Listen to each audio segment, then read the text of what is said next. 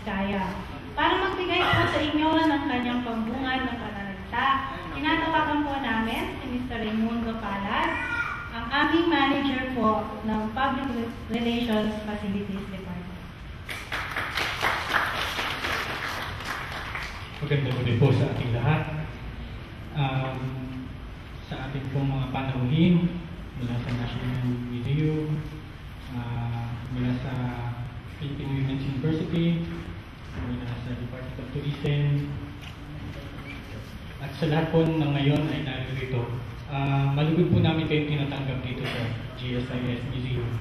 Isang pagkakataon po para sa amin at patuloy na pagbibigay ng pagkakataon dito sa mga artist na maihandog ang aming lugar, ang espasyo ng GSIS para paglingkuran ang ating mga artist.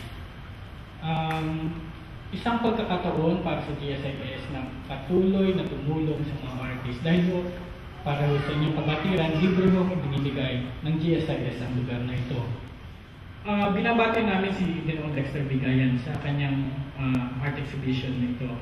At alam kong yung pag-travel na lang ng artwork mula sa Vizcaya, papunta dito yung napakahirap na, kung isipin natin, ang pagbiyahe pa lang ng artwork para dito gawin at i-mount ang exhibition, isang mahirap na gawain na po ito.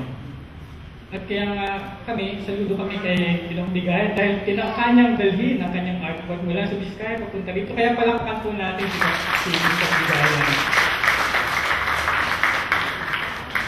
Kung lahat po sana ng artist natin ay mayroong ganyang dedikasyon, kung yung mga artist mula sa Ilocos, maging sa Cebu, sa Iloilo, o maging sa Mindanao, ay maghahangad ang parting dito sa Maynila at magkaroon ng exhibition, malugod po namin tatanggapin ito sa GSIS. Kaya po, ang maibigay lang namin ay yung lugar at kung minsan, yung cocktails. Pagka nasa libre, binibigay din namin yung cocktails.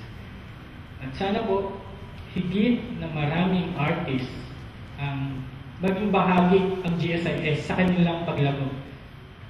Sa ganito pong bahagi, nais ko pong muli welcome kayo dito at sa ngalan po ng aming Pangulo at General Manager ni si Atty. Winston Garcia.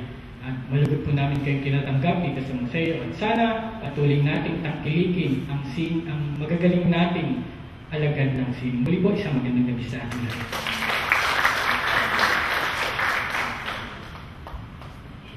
Maraming salamat po, Ginoong Palad.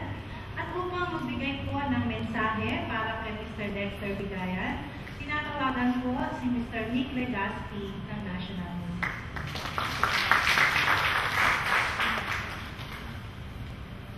Magandang gabi po sa inyong lahat. Ito pong sasabihin ko ay galing na po sa aming dalawa ni Architect Ramiro ng Pambansang Museo.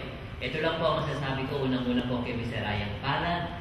Kami po ay nagagalak, kami po mga taga-Pambansang Museo nagagalak na ang GSIS, lalo-lalo na po ang GSIS Museum ay naging bukas na upang maging pangalawang bahay ng ating mga alagad ng sining, lalo-lalo na po ang ating mga kabataan. Maganda po yung nabibigyan po natin ng dokumentasyon ng ating mga maestro ng ika-19 na siglo, ang ating mga pambansang alagad ng sining, sa pintura, sa eskultura. Subalit, dapat din po natin bigyan ng diin ang kahalagahan po ng mga likhang sining o gawa ng ating mga kabataan, sapagkat sabi nga po ni Rizal, ang kabataan ng pag-asa ng bayan. Kaya maligaya po ako bilang isang cultural worker na ang GSIS ay talagang hindi lamang sa mga sinatawag nilang kulturati o literati sa mga mayayaman, pero para sa lahat, Luzon, Visayas, Mindanao. Kaya sa punto po ito, bigyan po natin ng palakpak ang GSIS Museum sa pamamahala po ni Ryan Palad.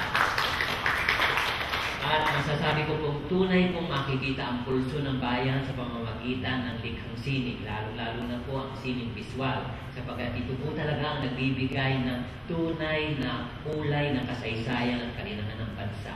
Kaya sa punto po ng mga gawa ni Dexter, ako po ay maligaya na binigyan din niya po ang kahalagahan ng ating kalikasan, ang kahalagahan po ng mag-anak na Pilipino, ang ating mga katutubo at ang kanilang mga adhikain sapagkat lalong-lalo na po sa panahong ito, kailangan po tayo magkaugnay-ugnay, kailangan po tayo magkasama-sama at palagay ko po ang sining visual ang isang paraan upang maparating natin sa ating mga katutubong Pilipino sa Luzon, Visayas, Mindanao, lalong-lalo na po ang ating mga kapatid na Muslim na panahon na upang magkasama-sama tayo at meron tayong isang punto ng pagsasamahan at ito po ang likhang sining ng mga Pilipino na pwede natin ipagmalaki hindi lamang sa ating mga kapwa Pilipino at pero sa buong mundo po. Kaya mabuhay po ang GSIS at mabuhay po si Dexter.